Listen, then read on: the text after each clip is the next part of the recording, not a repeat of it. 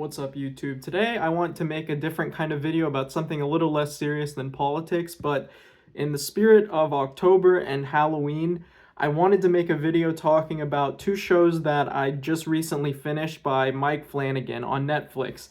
And the two shows are Haunting on Hill House and Midnight Mass.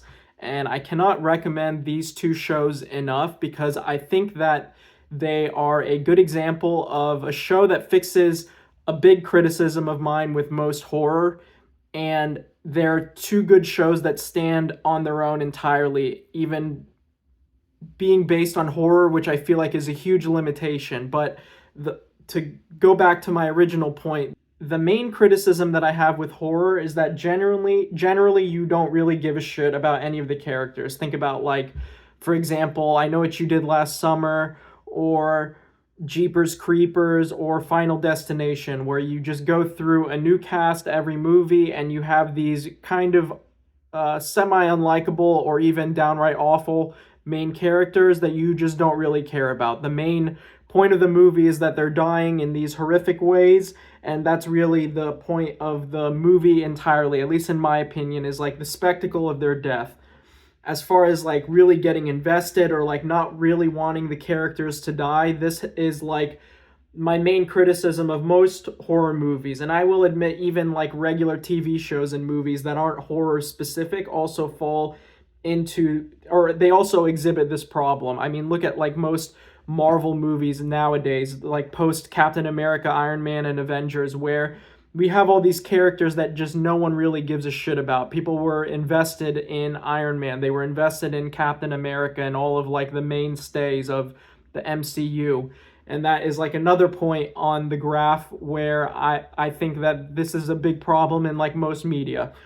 In general, most media have a problem with creating likable characters or getting the viewer to really invest and care on the outcomes of these characters. And that's what makes Midnight Mass and Haunting on Hill House a very refreshing watch for me, where I think I'm just, maybe this is a personal bias, as most of the shows that I think are like the top 5 shows of all time in the last 15-20 years include like Breaking Bad, Game of Thrones, etc. I mean, all of these shows exhibit very strong characters where you genuinely get invested in what happens. You really care about the outcome of the events of the story. You care about whether they live or die. There's a genuine investment, at least speaking for me personally.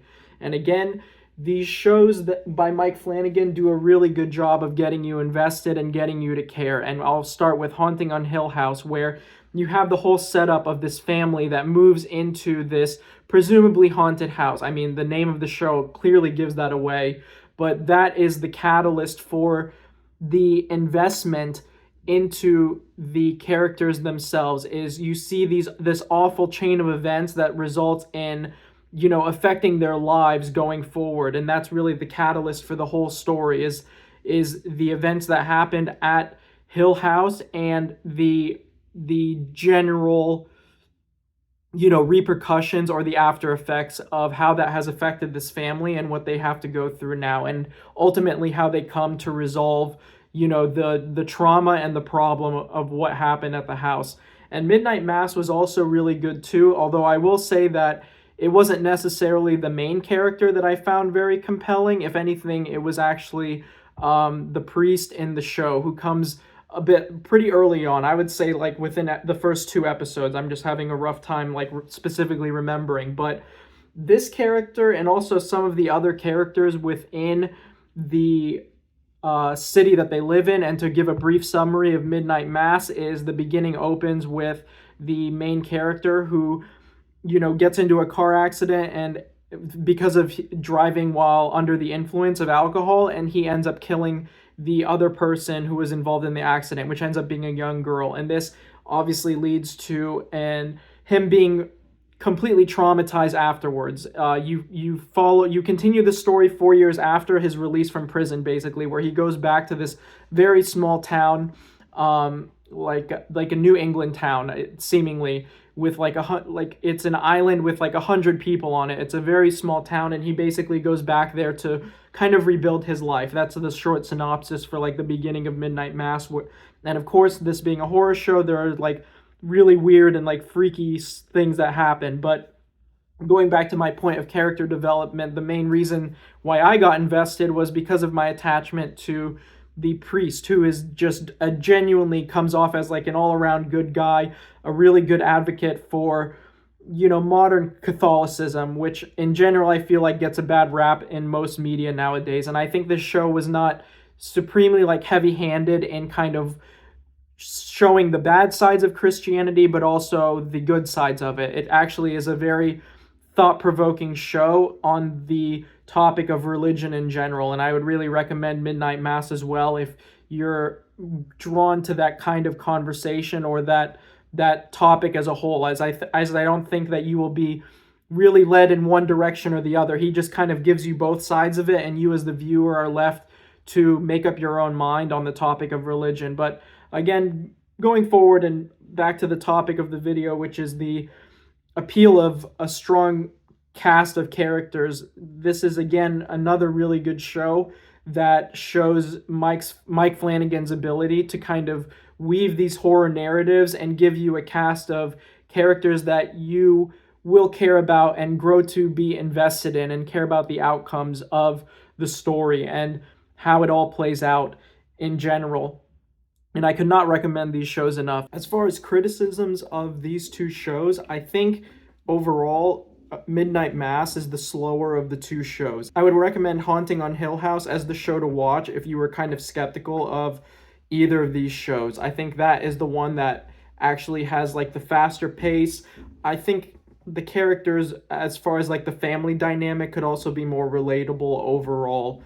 And this is essentially the one show that I would recommend you watch if you were strapped for time or if you had to choose between either of them, as Midnight Mass can be a bit slow paced and, you know, more thoughtful in how the progression of the story unfolds. And I don't necessarily mean that as a bad thing, as I liked it, and it kind of fed into the atmosphere of, you know, living in this small, arguably like rural coastal town. And that's part of why I think that the writing and the pace of the show was kind of like more consciously done rather than a sign of like the lack, like rather than a criticism of the lack of quality. It wasn't because the writing is bad in the show that it's slow. I think it was a deliberate choice made by the creator and the writers that worked on it. So again, if you are really bored and looking for something to watch for Halloween, specifically something scary and something, you know, very thought-provoking, these two shows are a really good pick. You cannot go wrong. I would say, and on the other side of things, if you don't get invested within like the first two episodes, then you kind of know that you might not really like the show unless the story grabs you in. And I would say that for me personally, it did a good mix of both. It's like I really cared about the characters. That's really my strong motivator for even wanting to continue watching it. And then the story had a good enough hook to also really get me invested in watching them. But if you've made it this far, thank you for watching. Please take care and be safe.